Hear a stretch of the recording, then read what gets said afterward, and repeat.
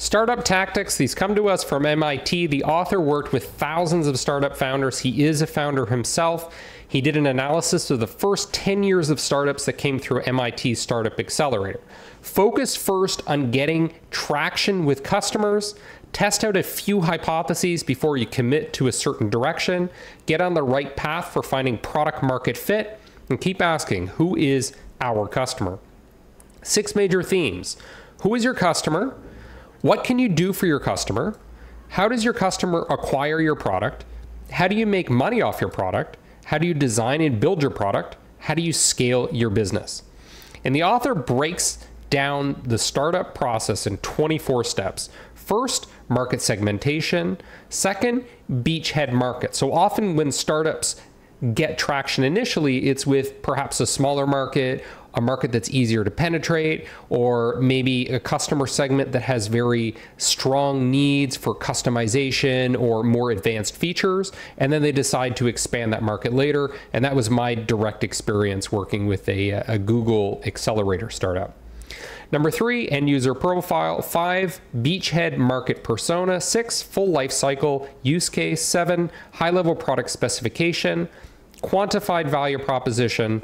Your first customer, again, this is just in step 9 where you're getting your first customer. 10, core and moats. 11, chart your competitive position. Decision-making unit. So here it's not just necessarily about the end users, but you're going to start factoring in the entire decision-making unit, including perhaps people that are ultimately going to make the purchase decision if you're targeting large companies. Customer acquisition process, total addressable market, business model, pricing framework, lifetime value, scalable revenue engine, customer acquisition cost, key assumptions identification, key assumptions testing, minimum viable business product, proof that dogs will eat the dog food, and then a product plan. Consider producing a wait list. So for example, you could have 1,500 potential buyers already signed up to potentially buy your product before your product's even been launched. You need a wait list or pre-orders to justify investing in product development. And this is one of the most common errors, mistakes that are made in the startup world, is jumping headfirst into product development without doing the research, without seeing if there's really any customer demand for what you're selling. And that's a really risky play. Even if you're building an MVP, a minimum viable product, that's still engineering resources. That's still a lot of energy and time resources as well. Attract end users at first. Build a lead list and use outbound messaging to end users. So a lot of people come to me for startup marketing consulting, and they think they need to do social media, they need to do YouTube and all of these channels. But with a lot of startups, it really just starts with cold email or direct messaging on social media, basically getting in contact with people that are likely going to buy your product in the future and getting honest feedback from them. One trick I like to do is to go into Facebook groups, write the admins or other people. You can go into Reddit groups and do something very similar. That's how you get feedback from the people that are in certain niches. Entrepreneurs should have a specialty. The author's specialty was engineering. Design is much faster and cheaper to change than fully built products. Again, don't invest too much in engineering and manufacturing when you're not ready for it. 15 foundations: goals, systems, market research, assets, marketing, sales, product roadmap, design, user testing, engineering, legal, finance, pitch deck, fundraising, and lastly, hiring. Memorable AI is an artificial intelligence company developing deep learning models to predict the impact of videos and image-based advertisements. Their software predicts the response that proposed advertisements will have, recommends improvements to increase effectiveness, and designs new potential advertisements. Onboarded and signed 4 large brand name clients. Why? Because they had a very strong value proposition. They're very clear about who their customer was and what those customer needs were, and they're employing new technology that really provides advantages over the status quo. Goals need clarity and be specific. Objectives are high-level goals that are not measurable. For example, confirm we identified the correct beachhead market. Key results are measurable milestones that contribute towards hitting an objective. So when I worked in Silicon Valley, this is the system we used for employees to make sure that they were aligned on what they're supposed to achieve in the quarter, in the half year, and in the year. It was called OKRs, objectives, and then the key results pegged under those objectives. So example of a key result, validate 3 sources that the size of the market segment is appropriate. And notice here that key results aren't just get 3 customers, generate $100,000 in revenue. Sometimes it's more operational, just validate 3 sources or contact 3 executives, especially in the early stages when you don't have revenue. Have time horizons for your goals. Instead of reevaluating goals at the end of the month or year or quarter, review and revise goals whatever businesses change or there are changes in resources. So again, the startup world is much different than the predictable enterprise world. Tools. You must have some systems like a CRM. You can use something like Jira for task management. Very common in Silicon Valley. Airtable is what the founder used at his startup, Oceanworks. For product management, you can use Monday.com, Asana, or Notion. I've used these 2, and of course, I'm familiar with Monday.com. For email, you can use Google, Superhuman. I know 2 people that work for Superhuman. We have Outlook as an option, and of course, email is also sort of blending into messaging through things like Slack and Discord. My brother uses Discord, I use Slack more. Docs and file management, Google Drive and Dropbox, CRM, HubSpot, Pipedrive, and Salesforce. I've used HubSpot extensively and Salesforce. Finance, QuickBooks, FreshBooks, and Xero. I've used QuickBooks and I've used Xero. Payroll, Gusto, Deal, TriNet, and Paychex. Find the problems and pain points customers face, because fundamentally that's how you're creating value in the market. Product market fit never ends, so it's something that evolves and changes. Customer needs change. Products get old, so don't just think, okay, we got product market fit, that stage is over. Focus on qualitative product market fit. Interviewing, observations, immersions, face-to-face video calls are often ideal. So for example, when I was marketing a supplement, CPG product for arthritis, I interviewed people that had arthritis through Skype calls. The reason there is that a lot of communication is not verbal, and you want to look for body language cues, things like that. Interviewing is my go-to, and often that could just mean through email, although face-to-face is ideal. What a lot of people do is they go directly to surveys, but surveys are not generally the first step, because surveys, if you go to surveys first, it assumes you already know what the customers want to talk about. But if you do interviews first, you get more insights. You're able to clarify what questions to ask later in a survey. Now, with quantitative research, this is where you're really testing hypotheses using surveys as one of your go-to methods. So you may have 3 to 5 hypotheses you want to test or assumptions, and then you do it quantitatively by going to, for example, a sample of people that are potential buyers of yours, pay them, incentivize them to fill out the survey. There are companies that can do this for you as well. Ask for referrals and see who can make introductions for you. So when you're talking to potential customers, you can also ask them for referrals. Go to the watering holes. These are the physical or digital places where end users gather. Facebook groups, subreddits, Slack communities, things like that. Discord is coming up. You also have LinkedIn groups. You can also just look at people that have interests on LinkedIn, because the groups themselves are not that active, but you can contact the individuals that have those interests. You can also look at LinkedIn's people also viewed to find people that are similar to your target customers. And again, focus first on end users. With outreach, this script generated a 60% response rate, 20% convert to call. More personal opening was a key to its success, clear intent, and having a question at the end. Hi, Emily. I wanted to introduce myself as we are in some similar groups, but more importantly, it seems like we have a shared experience in family caregiving. I lost my father 3 years ago to pancreatic cancer, and since then, I've been trying to find ways to help people who are caregiving for a loved one. I'm currently in grad school at MIT, and I'm trying to speak to as many people as possible who are caregiving to try to fully understand the pain points. Would you be willing to have a short chat at some point about your experience? So you can use this as a template for what makes for a good initial outreach email. Now, when you do get an interview, this is a potential structure you might use. 0 to 3 minutes, hello and introductions to get people comfortable. 3 to 8 minutes, ask about their world. So you have to start a conversation by sort of getting them in the right mindset at a high level before you jump into the details. So talking about like their business, for example, is a good way to start. 8 to 16 minutes, ask what could be improved, including specific questions. 16 to 19, ask for referrals to others. 19 to 20, thank them a lot. And again, don't give a description of your product or solution. Your key is to understand the problem and pain point, and the person you're interviewing should ideally do 90% of the talking, so avoid trying to pitch your product. Founders might interview tens or hundreds of potential customers before finalizing their beachhead market. And if we think about what one of the leading causes of startup failure is, perhaps the biggest one, is there's no market need. And why is there no market need? Because the founders didn't do enough time talking to actual customers before they started building the MVP.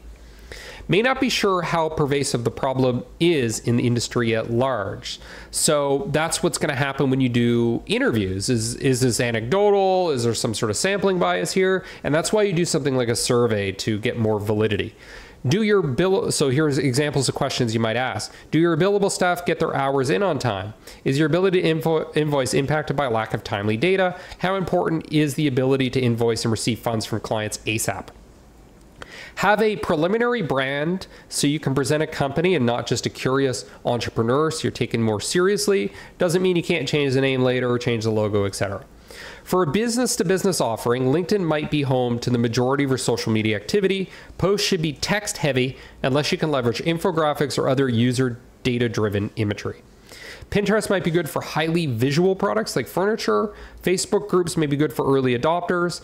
Don't spend all your time managing social media. I think this is one of the biggest mistakes people do when they do startup marketing, is thinking, oh, I need to be in every social media. I have to have a YouTube. I have to have a Facebook. But really the challenge there is you're not valuing the amount of time that goes into that. Yeah, it doesn't necessarily require advertising money being laid out on these platforms, but it's a huge time sink.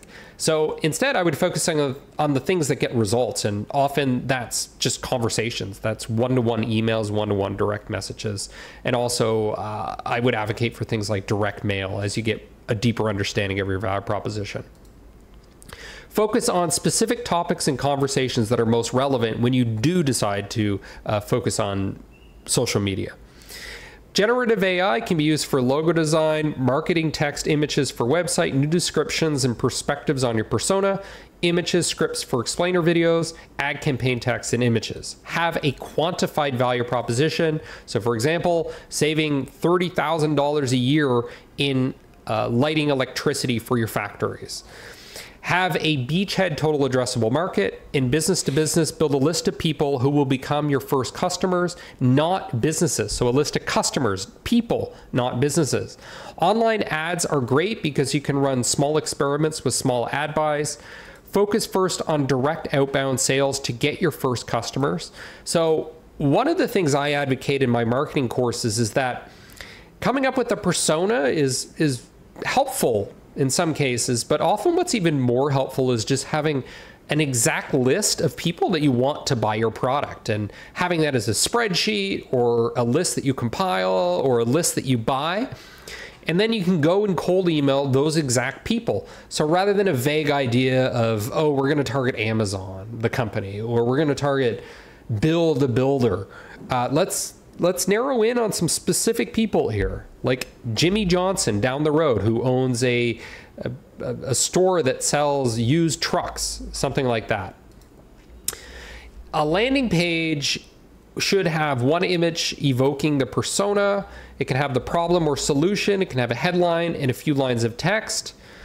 The same value prop can be used for 3 target audiences. So you could test 3 target audiences, or you could have 3 different value propositions and just 1 target audience, depending on how certain you are on either the value prop or the target buyer. LinkedIn, target end users or others in the decision-making unit based on job titles and seniority.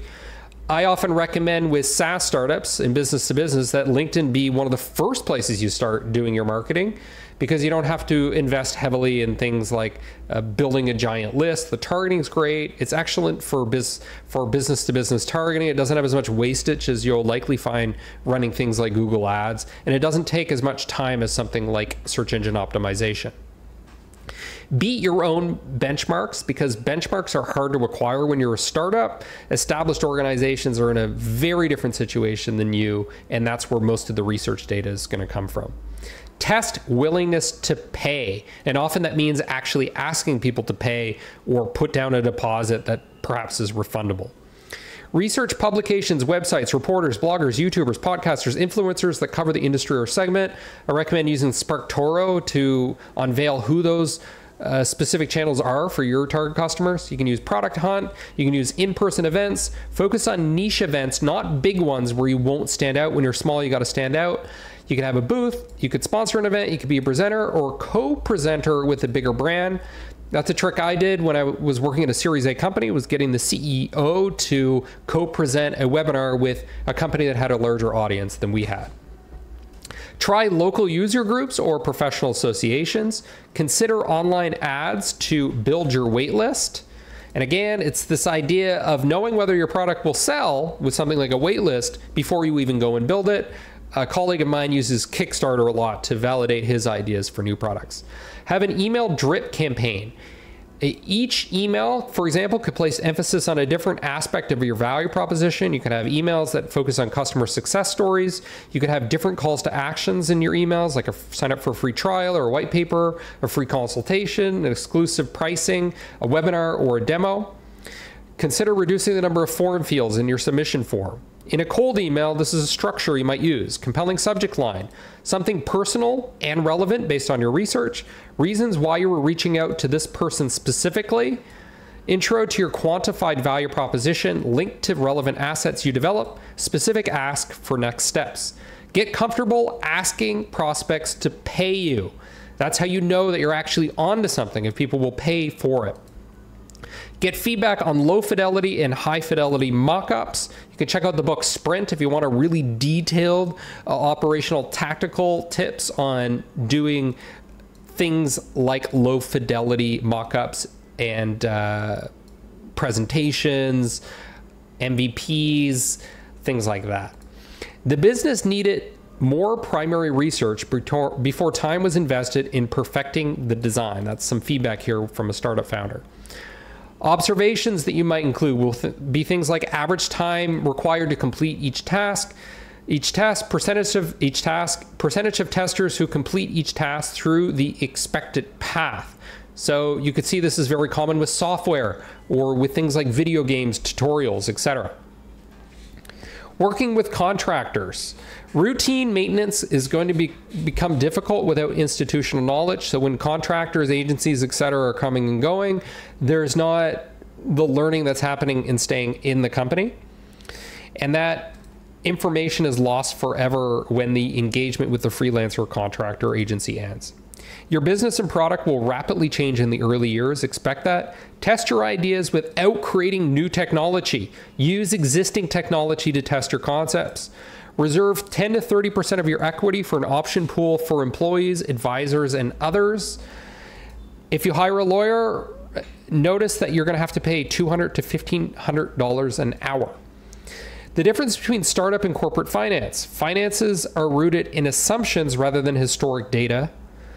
You have more scalable growth and different levers for growth in startups. Mergers and acquisitions are used for growth in larger companies. Fundraising is a much different factor in startups, and there are much more unknowns, many more assumptions. You may need to lower your expectations. So for example, you might think you're going to get 25 customers for a couple quarters, but then you realize, okay, we're going to have a few customers for quarters 2 and 3. And we know that because we spoke to them, we validated that they're interested, and we confirmed that they are a fit. So that would be what we might call a sales qualified opportunity, which would be in your pipeline revenue. Cost of goods sold is the cost to create the product, not the cost for marketing sales, nor the upfront cost for things like manufacturing. Stories are more important than the slides themselves. So when you're creating a presentation, like a pitch to investors or something, you need to think about what's the story you want to tell first, And then let's figure out how to do that in slides. If you want some inspiration for this, there are famous pitch decks that are out there. I also think Shopify Plus has done a good job of telling stories through their website, and building that into your copywriting will help tremendously. Because what you want to do is extract emotions from your audience. Start with designing the story you will tell and then translate that into slides. Humans want to be entertained, even professionals and highly educated rich people. 10 or fewer slides. This is Guy Kiwasaki's advice. No more than 20-minute presentation and 30+ point font. There are 6 story arcs you can use. 1, rags to riches. 2, riches to rags. 3, man in the hole. This is where you fall and then you rise. 4, Icarus, rise and then fall. 5, Cinderella, rise, fall, rise. And Oedipus, fall, rise, fall. So these are ways that you could structure your presentations. Critical components. Who are you? Target customer problem. Market. How big? What are the market forces? Solution. Moat. Competitive advantage. Competition. Team. Traction. Business model. Financials. How do you plan to become big? Plan/next steps. Key points to remember. 3 points. And end with your ask. Have enthusiasm. Communicate in a way that people react. Have technical and business milestones. With prospective partners, don't waste time with analysts or associates who can't make decisions. A lot of potential partnerships with startups are really doomed to fail, even when you think you're getting traction. I've seen this firsthand. I've also seen the research from Harvard Business School showing that a lot of big potential partners for you are just kicking tires, or they're middle managers who can't really pull the trigger. Often it's a waste of time, especially when there's a huge power differential. Getting in front of investors. Find someone to make an introduction for you using LinkedIn and mutual connections. Share a recent mention of your venture in the press to help get attention and be taken seriously. Hiring. Recruit high-performing people. The stakes are high for your early hires. A bad hire can eat up a lot of resources. Be very selective about who you hire. Consider contract positions for things like UX designers and part-time CFOs. Your first hire may be a marketing generalist. Now, I'm not sure that's true, because I think small companies often benefit more from demand generation and business to business or performance marketing. But one of the reasons you might want to hire a generalist is because you may need help with things like preparing investor presentations. And depending what niche you're in, it may be less important to do demand generation. If you're doing something that's highly visual or luxury, then obviously the branding is going to be paramount. Job description, company overview, role overview, responsibilities, requirements, location, travel, compensation, call to action. You can find inspiration from job descriptions for similar roles at other startups, or just look at San Francisco and see what's available there, because there are tons of venture-backed startups there. LinkedIn research, you can do something like software engineer or sustainability. Most startups provide stock options vesting for over 4 years. Many startups have a 1-year cliff where employees receive about 20% of their stock after they hit the 1-year mark of employment. It's happened to me. When possible, try before you buy. So giving a potential hire maybe a contract project or a test project, maybe an engineering test or a presentation, something like that. I know with my experience working for tech companies, I am very successful at getting the position immediately after I'm able to deliver a presentation to show that I actually know what I'm talking about, and I'm not just inflating my resume or a good talker in interviews, which there is inherent bias in interviewing people. So giving a task is a good way to really test the waters. Hire slow, fire fast. You can offer options for compensation. For example, $50,000 with 1% equity, $75,000 with 0.5% equity, $100,000 with 0.25% equity. Employees may actually want benefits and perks. So I worked for a Google-backed startup, and one of the perks that really attracted me was they had unlimited Uber, but it turns out that they ended up canceling that perk. So be mindful of what perks employees actually use, what ones they value the most, because those perks are not just good bait to get them into your company, but the reasons they're going to want to stay with your company and not leave as soon as they hit that 1-year cliff to get their equity. You want to send periodic update emails to investors on a regular cadence, maybe monthly. You can show the progress against goals, include metrics even when they aren't as good as you'd like. Transparency breeds trust, and include quotes from real customers when possible.